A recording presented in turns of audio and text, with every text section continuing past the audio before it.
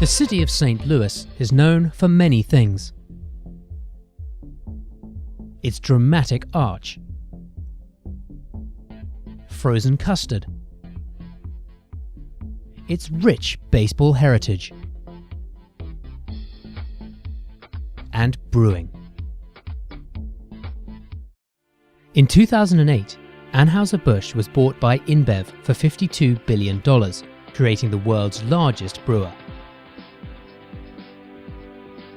A number of executives who left Anheuser-Busch went on to form their own breweries, and let's just say that the beer they're making tastes a little bit different from this.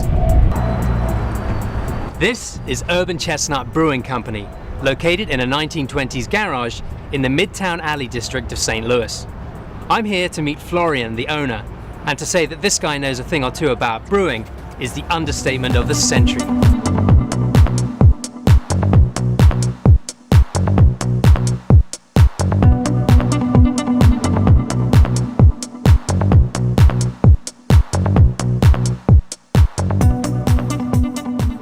So I'm now here in the beer garden of Urban Chestnut with the man himself, Florian Kaplenz. Florian, I guess being from near Munich, beer is in your blood, would that be fair to say? I guess so, yeah. Tell us a little bit about how you got started in brewing. As you mentioned, I'm originally from a small town in just outside of Munich in Bavaria, and ended up working for a local brewery in the summer, just trying to make some money, and then kind of got stuck there. I did an apprenticeship.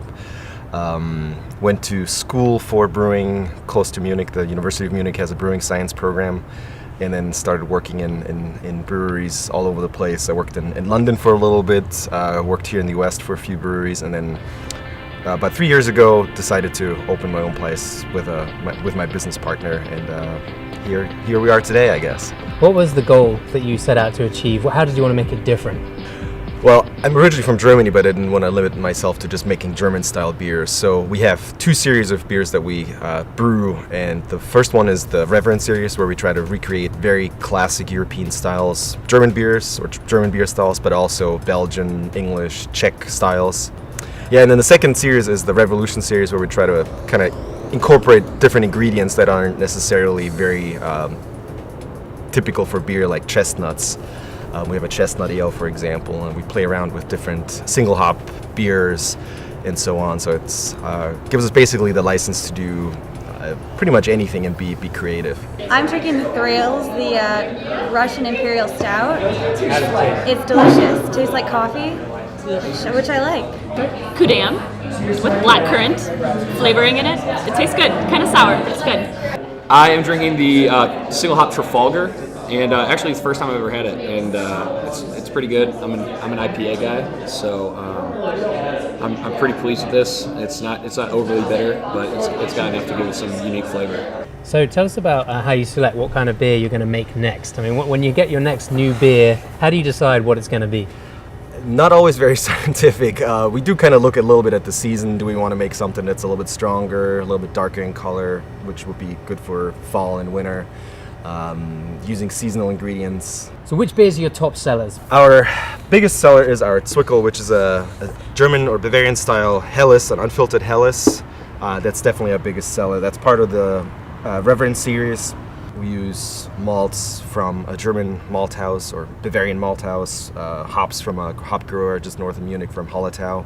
The flagship on the Revolution side is our Wingnut, so that's our chestnut ale. So we do actually use chestnuts that we add to the mash, which gives the beer a somewhat nutty flavor, which comes out nicely.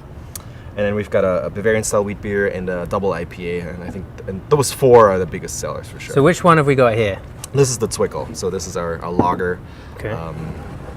Perfect beer for hotter summer day. So Cheers. Cheers. Prost. Prost.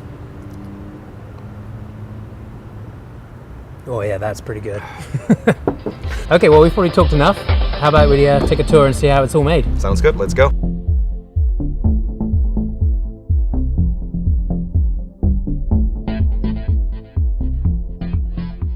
Sample some beer. It looks like beer. Does it taste like beer at this stage? It will still be a little bit sweet, so you can see there's some bubbles, there's foam. It's pretty cloudy because of the yeast that's in there.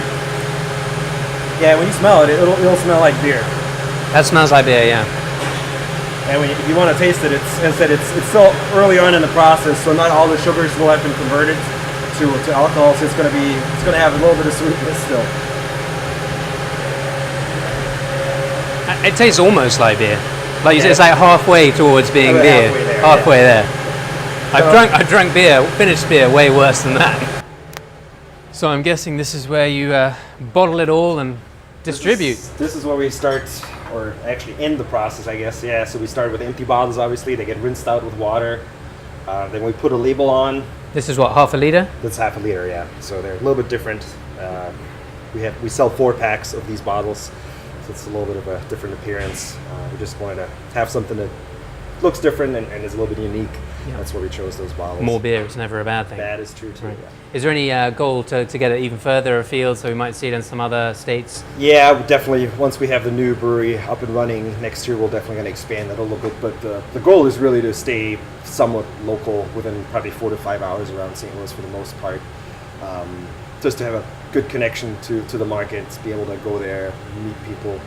And beer is food, so the closer you are to the source, the better the beer is going to be. So we'll hopefully be able to stick with Beer that. is food, yeah, I like that. So what's your capacity now, and what will your capacity be at the new place? So we're probably going to be doing around 6,000 to 7,000 barrels here in this facility. That's pretty much maxed out by the end of this year, I'm thinking. And then once we have the new facility up and running, we'll pretty much double that in that location. So we'll be combined be anywhere from like 15 to 20,000 barrels. Let's maybe taste a few of these Sure. brews that we have here, and perhaps you can tell us what we've got. So we've here. got our 4 main beers, and then this year's the last one, the dark one, is a Russian Imperial Stout. It's a very strong stout. So we're going to start with our Zwickau, which is a Bavarian style Helles, 5% alcohol, so fairly sessionable, lighter flavor, nice balance between malt and hops. And it's a lager, so it's fairly crisp and clean, and yeah, easy to drink. I like that one. That's good. Next one is our Wingnut, which is the flagship of the Revolution series. So 100% Munich malt, so a malt that's a little bit darker. And then we add the chestnuts to it, so it has that nutty flavor, which you'll get in the aroma. We actually ferment that with a Bavarian wheat beer strain, so you get a little bit of a fruity, hint of banana maybe. Yeah, there's definitely lots of fruit in that, and that's delicious. Next one is our Schnickelfritz, which is a... Notice I'm not just finishing each one, that I'm actually just tasting it, you know. Sorry, this one. The next one is Schnickelfritz, which is a Bavarian style wheat beer again. So this is brewed with wheat malt. We use that same yeast strain in there, which again brings out the clove and banana character. And very little hops. That beer is really about the refreshing character that the yeast produces. This is a summer beer. Very much so. Moving on to a double IPA that we call STL IPA. It's a St. Louis IPA. And IPAs have, or are all about the hops. So this beer has hops that we added during the fermentation process, which is a little bit unusual because typically they get added only in the brewing process on the hot side. So The less cloudy instantly. yeah, so this is basically, we send it through our separator. So we take all the yeast out, get it as clear as possible, and you get a lot of hop aroma when you smell it. Some citrus, immediately. This is the strongest smelling of them so far. in terms of the hops, yeah. The hops, yeah. Oh, yeah, I mean, that's a fuller flavor than all of the others so far. It's And also 8.5% alcohol, so. 8.5% alcohol, so I definitely won't drink all of this one.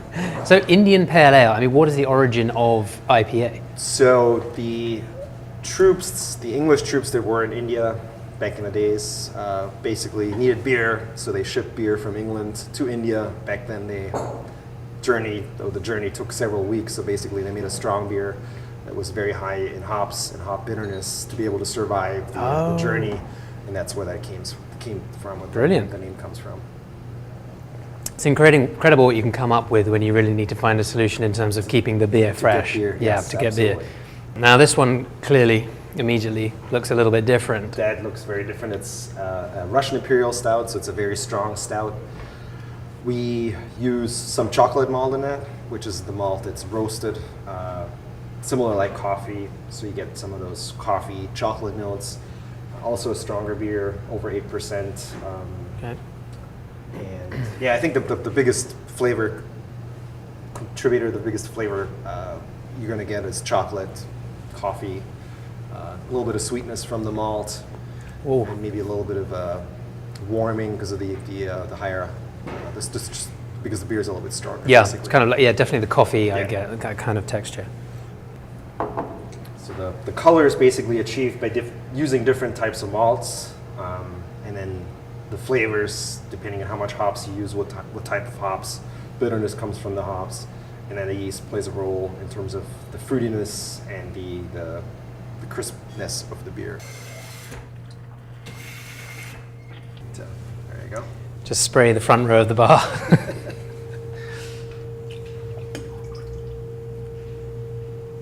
It's been a while since I've done this, actually. Never in a glass like this, though. So far so good. There you go. Coaster? Coaster. Thank There you. you go. Thank you very much. Okay, so the one thing we haven't talked about yet is the name, Urban Chestnut Brewing Company. How did you come up with the name? The urban part is basically the resurgence of craft beer in urban centers like St. Louis, Portland, San Francisco, Seattle. So we're that's the New World part, and then the chestnut part comes from the fact that Bavarian brewers used to use chestnut trees to shade their beer cellars to keep the sun away, because they had ice basically that they cut out of streams and lakes in the winter, kept that in caves to keep the beer cold throughout the summer, and then basically planted the trees over that to make sure that it didn't get too hot. And eventually they figured out they could sell beer there.